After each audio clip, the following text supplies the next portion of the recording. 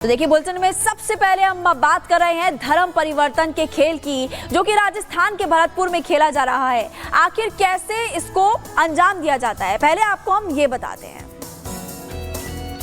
तो धर्म नाम लेकिन अधर्म का काम किस तरीके से राजस्थान के भरतपुर में हो रहा था, जरा ये हम आपको विस्तार से बताते हैं, क्योंकि वहां से धर्मांतरण को लेकर जो खेल खेला गया वो हैरान करता। देखिए, पैसों का लालच देकर धर्म परिवर्तन का खेल यहां पर लंबे समय से चल रहा था। ब्रेन वॉश कर धर्मांतरण कराया जा रहा था और इसकी जानकारी जब मिली और उसके बाद जो आंकड़े निकलकर सामने आए वो हैरान करते हैं। इनमें अधिकतर SC/ST वर्ग के हिंदू लोग शामिल थे। 8 साल से धर्म परिवर्तन का ये खेल चल रहा था। देखिए 8 साल से, लेकिन इसकी भनक किसी को नहीं लगी और जब भनक लगी इसके बाद कार्रवाई हुई और उसके बाद जो सामने आई है तस्वीरें वो हैरान कर देने वाली है। लेकिन पहली बार ये नहीं है राजस्थान के भरतपुर में जब धर्म परिवर्तन का खेल चल रहा था। और साथ ही साथ आपको बताते हैं कि किस तरीके से पूरा ये मामला निकलकर सामने आया है। राजस्थान के भरतपुर में लालच देकर न केवल धर्म परिवर्तन करवाया जा रहा था, बल्कि प्रार्थना की आड़ में लोगों के घर में ही चर्च खोल दिया गया। इनमें SC/ST वर्ग के हिंदू लोग भी शामिल थे, जिनका ब्रेन वॉश कर धर्मांतरण करवाया जा रहा था। पूरा मामला आपको इस रिपोर्ट के जरिए बताते हैं।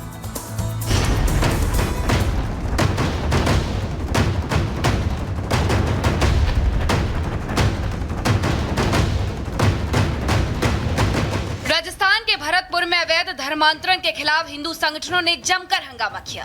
हिंदू संगठनों का आरोप है कि भरतपुर के घर में एक ईसाई मिशनरी द्वारा कुछ लोगों का धर्मांतरण कराया जा रहा है। उनका आरोप है कि एक मकान में लोगों को शिफ्ट वाइज लाकर प्रार्थना कराई जाती है। हिंदू संगठन के लोग जब इस घर पर पहुंचे तो वहां प्रार्थना चल रही थी। इस मिशनरीज को आगे बढ़ाने के लिए इन्होंने जो छोटे छोटे दलित समुदाय के लोग हैं उनको विशेष रूप से आकर्षित किया और उनमें चाहे गरीबी के माध्यम से, चाहे बीमारी के माध्यम से या अन्य उपदेशों के माध्यम से उन लोगों को बरगलाकर इस मिशनरीज में जोड़ा और ईसाईकरण के नाम पर एक भरतपुर में बहुत बड़ा इस धर्मांतरण की पाठशाला को जन्म दिया। महिलाएं और अब ये नया जो कर रहे हैं 16, 17, 18 साल की बच्चियों को ज्यादा टारगेट कर रहे हैं। इनका जो ये मोडस ऑपरेंडी ये है कि 16 साल 17 साल की अगर एक लड़की को हम कन्वर्ट करते हैं तो उससे पूरा एक जो आगे वाला सिस्टम है पॉपुलेशन बिल्कुल कन्वर्ट हो जाएगी। 16 साल की लड़की होगी तो ईसाई जो जिससे शादी करेगी वो भी एक ईसाई मिशनरी होगा, जो बच्चे पैदा करेगी वो भी कन्वर्टेड होंगे। तो इस तरीके से काम कर रहे हैं चेन सिस्टम से। एक विदेशी साजिश है, अंतर्राष्ट्रीय साजिश के तहत हिंदू समाज को तोड़ने का प्रयास किया जा रहा है कि हिंदू समाज को तोड़ा जाए। हमारे वो हिंदू भाई हैं, उनको पैसे देकर और उनको भेला फुसलाकर एक बहुत बड़ा एक अंतर्राष्ट्रीय एक गिरोह काम कर रहा है कि हिंदू अगर कम होगा तो हिंदू की वोट भी कम हो जाएगी और जो पार्टी हिंदुओं के विपरीत है ये उनको वोटिंग करेंगे तो हिंदुस्तान के अंदर ऐसी सरकार होगी जो हिंदुओं का दमन करेगी। भरतपुर का ये वही कमान है जिसमें अवैध धर्मांतरण की शिकायत मिली थी। जरा देखिए इस घर में कैसे जगह जगह ईसाई धर्म की तस्वीरें लगी हुई हैं। यहाँ की महिलाएं भी मान रही हैं कि इस मकान में ईसाई धर्म की प्रार्थना होती है। भरतपुर के उसी मकान में मैं मौजूद हूं जहां हिंदू संगठनों ने विरोध किया और विरोध सिर्फ इस बात का था कि यहां क्रिश्चियनिटी ईसाई धर्म में धर्म परिवर्तन कराया जा रहा है। सच्चाई क्या है इसके लिए हम ग्राउंड रिपोर्ट करने के लिए भरतपुर पहुंचे हैं। उस मकान में है जहां प्रार्थना चल रही थी। तस्वीरें मैं दिखाऊंगा यहाँ पे। यहाँ आप देख सकते हैं Ravindra Kumar church foundation, railway फाटक नंबर 39 के पास भरतपुर, ये बोर्ड है और यहाँ पे पंजीकरण संख्या जो है वो लिखी हुई है।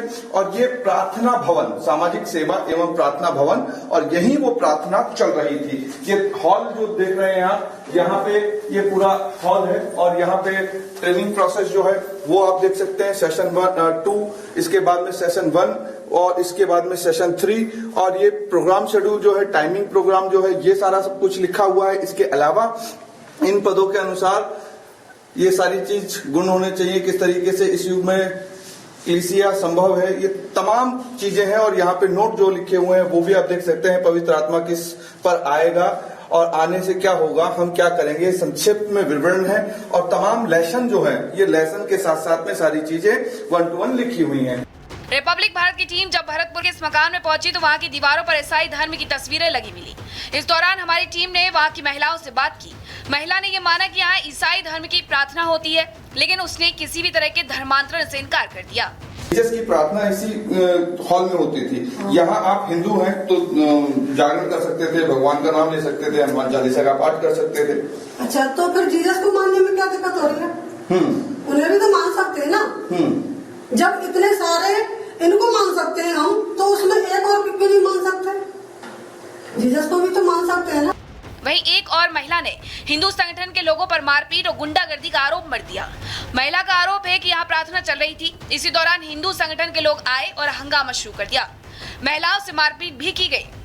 आपने कहा स्वभाव से प्रभावित हुई, आपने कहा कि मैं गीता भी पढ़ती हूँ, तो गीता में क्या प्रभावित नहीं, गीता में प्रभावित होने वाली कोई भी चीज आपको लगी कि नहीं लगी? कोई भी एक चीज गीता से कुछ प्रभावित हो सकता है कि नहीं हो सकता? देखिए, ज्यादातर अब आप जब गीता पढ़ते हैं तो उस पर लोग चलते क्यों नहीं, बस इतना। अच्छा, जीसस की बातों पे चलते हैं लोग। हाँ, जो जीसस को फॉलो करते हैं वो चलने की कोशिश तो करते हैं। आज सोचो, मैं आपको एग्जांपल जो है वो उदाहरण के तौर पे कह रहा हूँ कि आपने गीता पढ़ी, आप ही चली क्या उस गीता को पढ़ने के बाद?